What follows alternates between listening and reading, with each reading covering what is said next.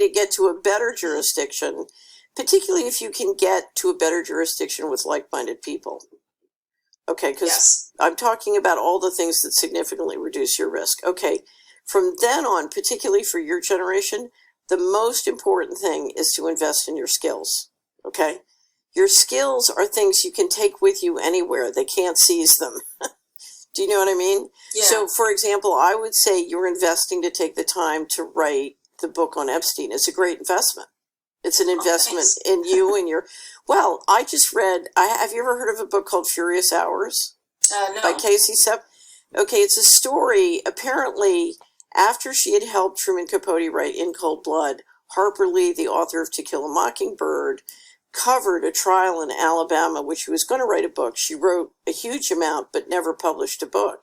And it's the story of the trial and what she did and why. And it has a lot of biographical information about Harper Lee. Now, get this. Harper Lee was working as a travel agent in New York. I think it was 1956. And some friends of hers had a very good year in business, and for Christmas gave her enough money so she could quit her job as a travel agent and just write for a year. And that's the year she wrote To Kill a Mockingbird, which has now sold 40 million. Wow. 40 million copies, and made her many times over a multi-millionaire. Can you imagine if instead they had put their money in the stock market instead of investing in Harper Lee? Right?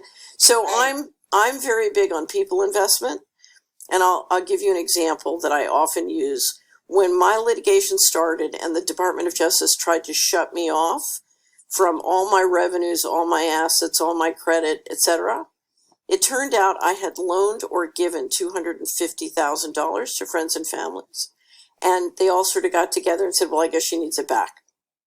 And over the next 11 years, I was gifted or loans were returned in an amount of $250,000, almost exactly to the dollar. And if it hadn't been for that money, Whitney, I would never have made it. Never. So, and part of the things that helped me, I had a very successful uncle who said, well, she's helped everybody, so I'll help her. And as you know, one of the goals in those kind of situations, they try and isolate people. They couldn't isolate me because I had invested in other people, and those people or other people invested back. And so, I recommend people investing very much to you because, the question, Andrew Vax is one of my favorite sort of detective novel writers, says your family are the people who won't turn you in. And building those kind of networks is really, really important. And so I would build your skills. I would build your own business, a la writing the Epstein book. I would invest in other people, including helping them start their businesses. If you have a local farmer or somebody doing fresh food, that's exactly the kind of person you want to invest in now.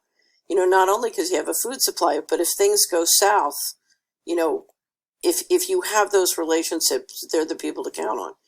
Beyond that, if you're going to invest in financial assets, I invest in financial assets. So I invest in coins, I invest in the stock market, but I like to invest in things that are real and productive.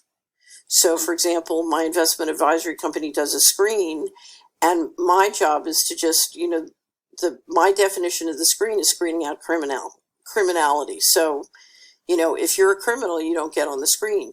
And what's nice about doing the screen is I study companies all over the world, and there are hundreds of thousands of entrepreneurs and business people who are building and doing great companies, but we never hear about them. I never hear about them. I'm too busy looking at the fraudsters. So, yeah, I know how that can be. Right. So, but that is going on, and it's going on in every county and every community in the world. So, whether it's privately in your own business or in your local community where you're doing private investment in businesses in the local area, your friends, helping your friends start business, or buying companies in the stock market that are totally legitimate. I'm a great believer in if we're going to live in a world we want to live in, we've got to build that world. And you build that world one transaction, one company, one product at a time. And so find the people and the companies and products that have real integrity And that's if you have enough money beyond your own infrastructure, beyond having a reserve in the bank, and having, me, I always say always have enough gold to bribe the border guards. So I like having gold and silver for the worst case. So, but it's a balance, because there's no magic bullet. And one of the reasons there's no magic bullet in a world of tyranny, which is where they want to go, they're gonna take all your assets. So if there's no law, everything's worthless. Right. Well, sort of how I looked at it, and I'm not like a financial person like you. I just think practically, and so I have sort of thought like that for a long time. So actually, really early on, I in school double majored, and one of the things I majored in was agroecology. I learned how to grow my own food, and managed a farm for a year before doing any sort of writing stuff.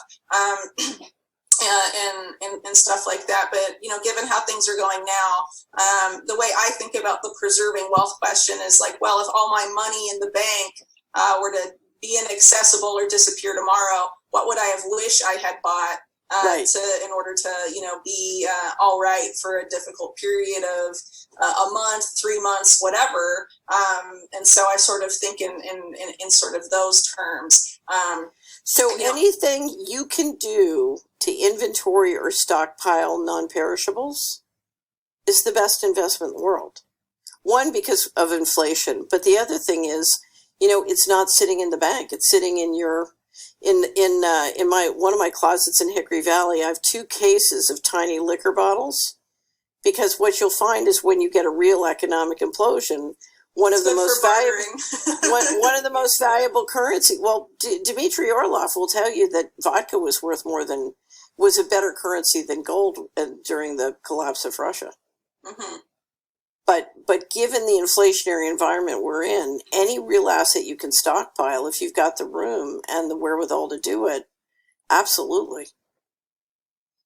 One thing I will add to this discussion too is that from what I know from people, I know when I was living in South America for a very long time, so I knew a lot of people from Argentina who lived through the 2001 economic collapse, and I heard from several people that the best thing they did was mentally prepare for that scenario. Even if they weren't necessarily the most physically prepared, they were mentally prepared to not give into the panic when it all happened, to be able to think rationally about what to do, to not have their mood and energy just totally sucked out of them. And in this desperate situation, the stronger you can be mentally in a crisis by knowing what's coming and all of that stuff, I think is a pretty decent way to prepare as well.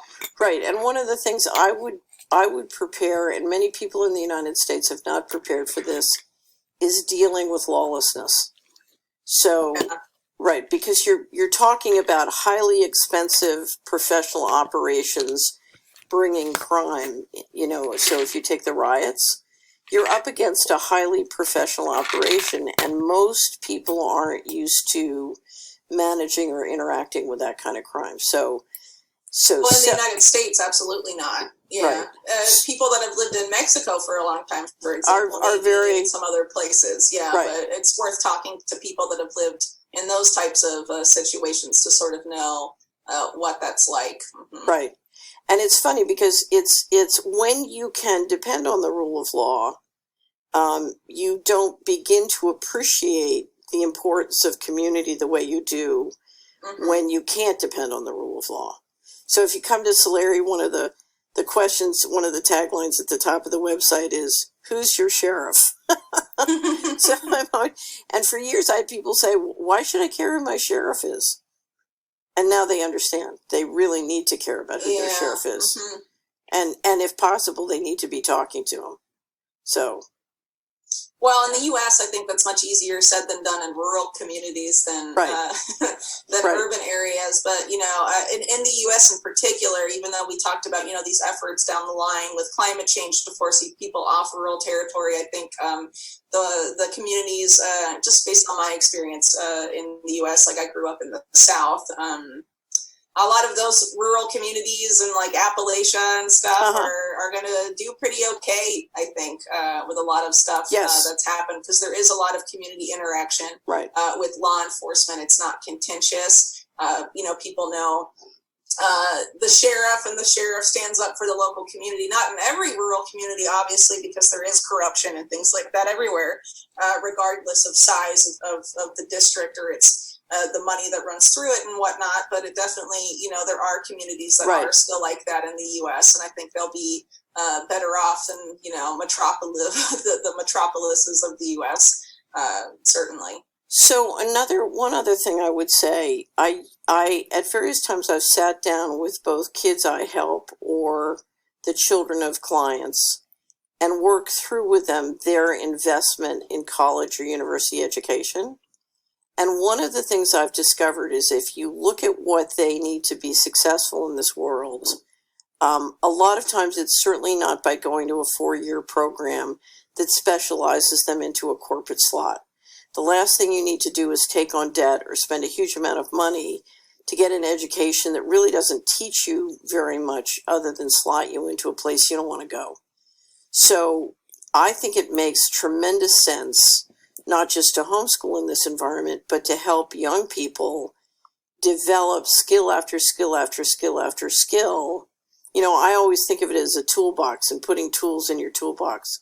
So if you can know how to make an audio and video, if you can know how to be a chef, if you can know how to do a garden, if you can know how to drive a car, if you can know how to fly a plane, all these different skills. When I said invest in yourself, the more skills you have, the better off you are. And that's because we're in an environment where if you can generate an income from doing 5 different things, maybe 2 of those things will be good this year, but not next year. And you can do 2 of those other things the next year. So don't think in terms of, oh, I'm going to be a chef. Think in terms of, well, I could be a chef, I could be a bartender, I could be a doctor, I could be, have the ability to have a portfolio of skills and be prepared to use all those skills to sort of build the pathway you want in this life, but to live a life where you're free. Because money in this environment is hugely overrated compared to freedom. And it's having multiple skills and multiple income sources that will make you free, and investing in yourself and your own skills. So, I think if you look at how you're doing it, it looks to me like you've got the notion of how this should work. And the reality is we're in an environment where things are very uncertain. So you try stuff, some work, some don't. You try something else. You've got to keep moving forward.